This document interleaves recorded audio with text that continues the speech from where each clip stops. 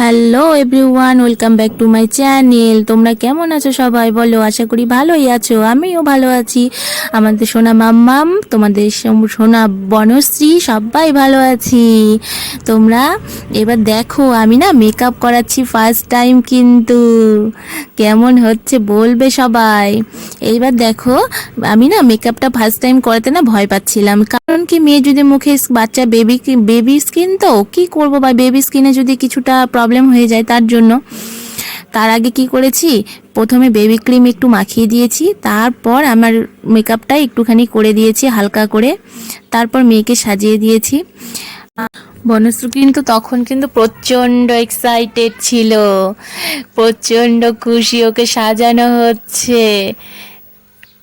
তারপর কি করবে বলো, কয়েকদিন দেরি হয়ে গেছে আমার ভিডিওটা এডিট করতে, কারণ এডিট করার সময় হচ্ছিল না। ফাইনালি এডিট করা হয়েছে, এখন তোমরা দেখো ফাইনালি কি হয়।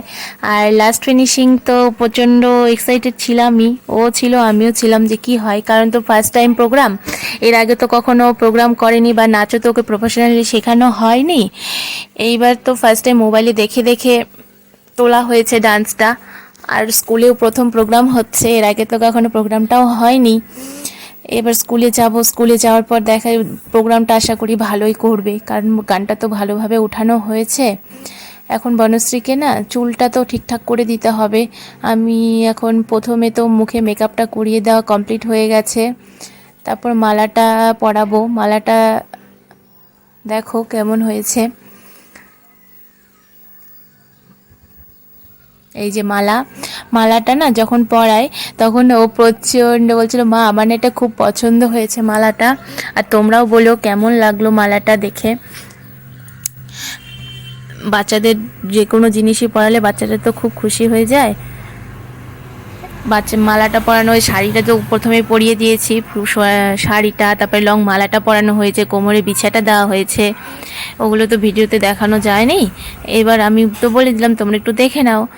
ব্লাউজটা মেয়ের মাপে না করাতে প্রচণ্ড খাপাতে হয়েছে, ও তো একটু চিকন চাকন মানুষ, তার জন্য প্রচণ্ড করতে করতে হাঁপিয়ে গেছি ওর মাপে। ছোট ব্লাউজ হলে হবে কি, প্রচণ্ড খাপাতে হয়েছে জানো। এই দেখো না বাই বাই করছে, ওকে বলা হয়েছিল তুমি কতটা এক্সাইটেড বলো তো মা, ও বলেছিল প্রচণ্ড এক্সাইটেড। এই যে এতক্ষণ ধরে এই দিদিভাইটা করছিল ভিডিও, তারপর ওর দিদিভাইকে ধরিয়ে দিয়েছে যে দিদিভাই এবার ভিডিওটা কর। আমার হাতটা ব্যথা হয়ে গেছে, ও একটু হাই করে দিল। ও একটু তাড়াতাড়ি আমাদের সঙ্গে যাবে জন্য চলে এসছে, ও ভেবেছিল আমরা সবাই রেডি হয়ে গেছি। এইবার তো এখনও তো বনশ্রীকে রেডি করাচ্ছি, তারপরে আমি এখন ভাবছি কি করানো যায়। এবার চুলটা নিয়ে পড়েছি, চুলটা তো না করতেই পারছিলাম না, কি করব, কি করে কি করব। খোপা করতে বলে দিয়েছিল, তো খোপাটা তো করতেই পারছিলাম না, তো কি করব বলো।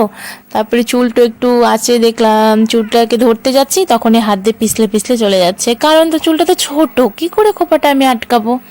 সবাইকে এখন বলছি বলো না কি করে খোপাটা আটকাই, কিন্তু সবাই বলছে কি করে করবে।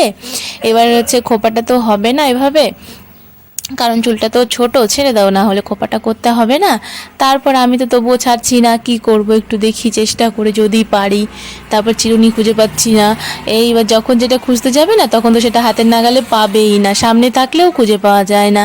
তারপর চিরুনি দিয়ে আস্তে আস্তে দেখছিলাম যাতে চুলটা আটকিয়ে একটুখানি ঝুঁটির মতো করে দিয়ে চুলটা বেঁধে যদি ফুলের মালা দিয়ে করে দেওয়া যায়। তো দেখছি যে না, তবুও হচ্ছে না, যেভাবে ধরছি তবুও চুলটা ছেড়ে ছেড়ে চলে যাচ্ছে।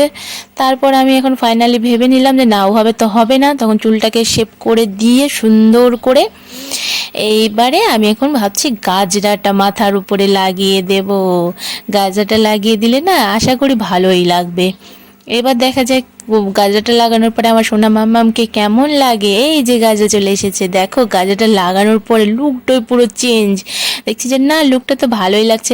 এবার বর্ণশ্রীকে বলা হয়েছে একটু তাকাও, তো ও একটু না দারুণভাবে এক্সপ্রেশন হিসেবে একটুখানি তাকালো, দারুণ লাগছিল আমার সোনা মাকে।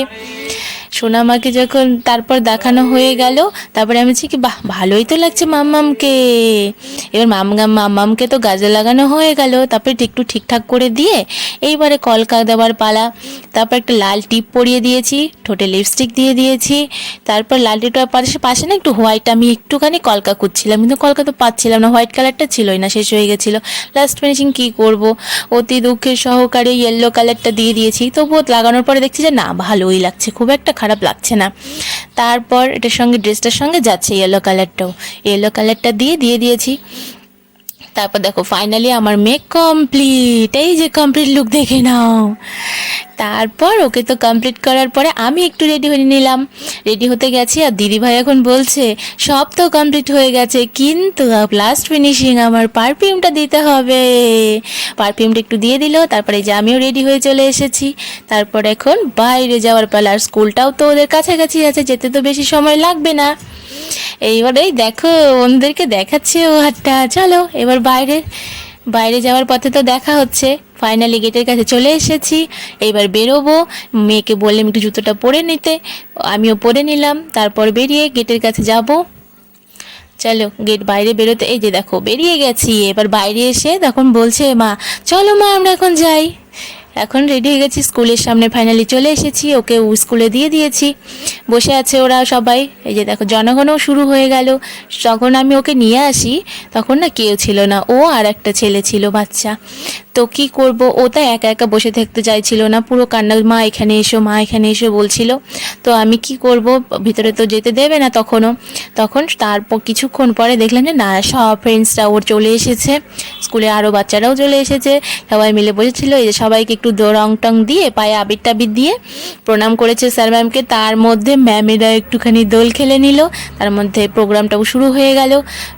সিঙ্গেল যে প্রোগ্রামগুলো ছিল সেই প্রোগ্রামগুলো এক এক করে হচ্ছিল। তারপর দলীয় প্রোগ্রামটা মানে সবাই অনেক কয়টা বাচ্চা মিলে, ওদের ক্লাসের সব বাচ্চারা মিলে ডান্সটা হবে। এবার ডান্সের জন্য সব লাইন করে দাঁড়িয়ে দিয়েছিল, এই ডান্সটাও শুরু হয়ে গেল। এই দেখো আমার মায়ের নাচ, ফাইনালি নাচের সময় চলে এসেছে, যে নাচটাও করছে। আমার মাটা ডান্সটা ভালোই করেছিল, যেহেতু ও নাচটা বারবার করে প্র্যাকটিস করিয়ে তুলে দিয়েছিল। দিদি ভাই আমি সবাই মিলে প্রচণ্ড খাটাখাটনি করে নাচটা তুলিয়ে দিয়েছিলাম।